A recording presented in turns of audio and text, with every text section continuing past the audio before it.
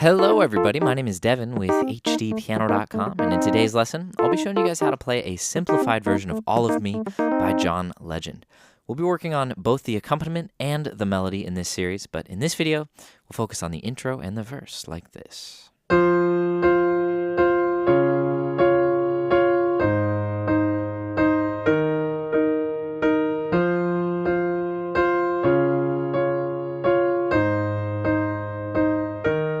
Bring it down for the verse.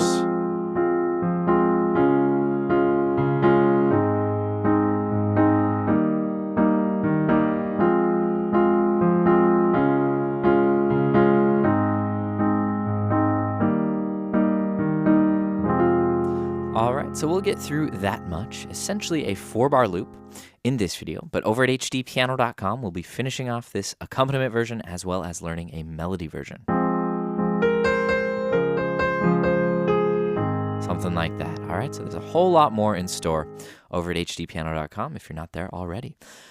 Okay, well, before we dive in, just a quick question, because you might be thinking, wait a minute, I thought you guys taught this lesson already. And yes, Dan has a wonderful lesson that is an exact representation of the piano part as played by John Legend. But we found that was a little bit tricky for beginners. It's definitely geared more towards intermediate to advanced players. So we thought, let's follow that up with something nice and simple that works for beginners. So my question for you guys is, have you seen Dan's lesson already? And how did you feel? Was it challenging, or did you think it was something you could handle?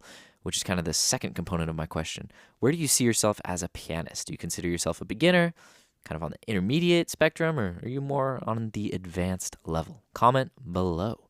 Okay, here we go. Well, I always like to show the scale that we're working with in the beginning. So we're in A flat major.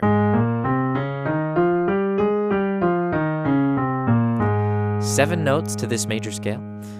Just like any major scale, we have A flat and B flat, C natural, D flat and E flat, F natural, G natural, and back to A flat. So there are four flats in this key: A flat, B flat, D flat, and E flat. So those are the only 7 notes we're going to see across this entire arrangement. So if you're ever wondering, shoot, what's that note? Well, at least you know that it's one of those 7. Okay, let's dive in. So we'll learn the intro just kind of as it stands, and then we'll talk about the chords once we have that happening under our fingers. We start with F in our left, F and C in our right, and middle C is here. Okay, so we have whole notes in our left, and we play the pop klava, as I like to call it, in the right. First, let's just look at the notes. F minor, without the minor third, just the shell. F and C in the right over F in the left. Now we expand, taking our bottom and top notes. So our left hand goes down to D flat, and our right hand, C, goes up to D flat. Okay, and our next chord, left hand goes down to A flat, and our right hand just steps down the scale to E flat and C. Then we're going to condense on this 4th chord here to E flat. This is, essentially an E flat major chord, but we're just not playing the 3rd, which is the G. We're leaving that out for now. So that's E flat and B flat in the right over E flat in the left. So let's walk through those. F and C, F and D flat, E flat and C, E flat and B flat. Pretty recognizable piano part. Gotta hand it to John Legend for this one. So all that we have to do with these voicings is just put some rhythm into the right hand. So we play 1 and 2 and 3, 4. 1 and 2 and 3, 4. 1 and 2 and 3, 4. Now see if you can join me on this next round. And 1 and 2 and 3, 4. 1 and 2 and 3, 4. 1, 2 and 3, 4. 1, 2 and 3, 4. Then we're going to bring it down for the verse. So there you have it. That's the 8-measure intro. And that's more or less, I think it is exactly how it is played. It's quite simple to begin with, but once you get into the verse and the pre-chorus, that's when it definitely gets a little trickier. So we're going to be simplifying all that in this arrangement. So let's talk about these chords. Our next voicings here are going to use the full voicings rather than just those shells that we learned. So our first chord is F minor. This is the 6 minor chord. right? It's the sixth note in the scale. 6, right? So that's F minor.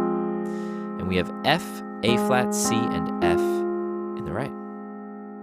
Our next chord is 4 major.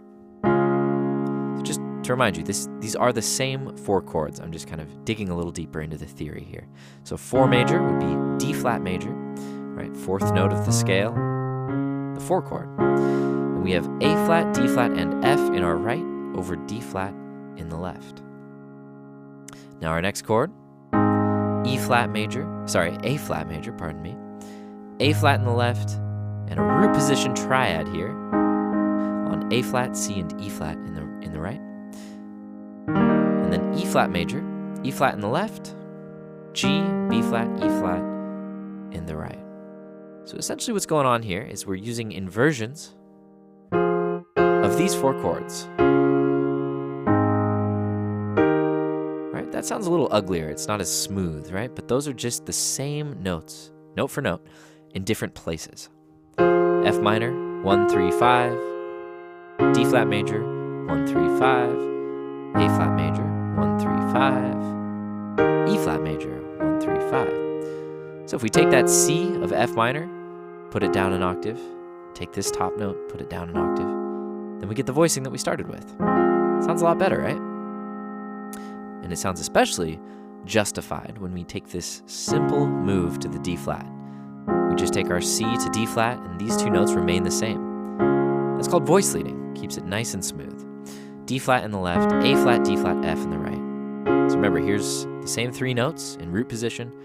We're just down 1 inversion, which leads us very nicely to root position of A flat major. And then rather than jump up for root position of E flat, we go to first inversion, right? So if we were to take root position, we just put that bottom note on top, and we get first inversion. That's a little deep dive into the theory behind the chords that we're using. All right, so let's add some rhythm. Right hand is going to play the same rhythm as the intro. Left hand is just going to add 1 more articulation on the and of 3. So 1, 2, and 3, and 4. So it kind of fits right in between the second and the third note in the right. Let's try it one more time. 1, 2, and 3, and 4. 1, 2, and 3, and 4. 1, 2, and 3, and 4.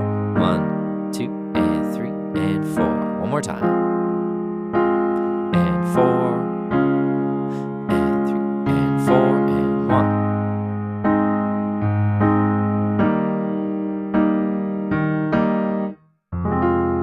1. Okay. So there you have it. We've pretty much learned all there is to know about the intro and the verse. Now we're going to take those same chords and we're going to apply them to the post-chorus, where it kind of lightens up.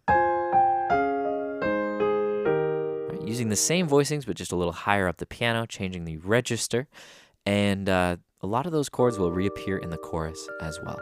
But we're going to see a few new chords in the pre-chorus, and we're going to get to that in the next video. So I hope to see you over at HDpiano.com to learn the pre-chorus. My name is Devin, and while I have you here, please like and subscribe. Follow us across all social media. That way you'll know about all our upcoming lessons. We'll talk to you guys soon.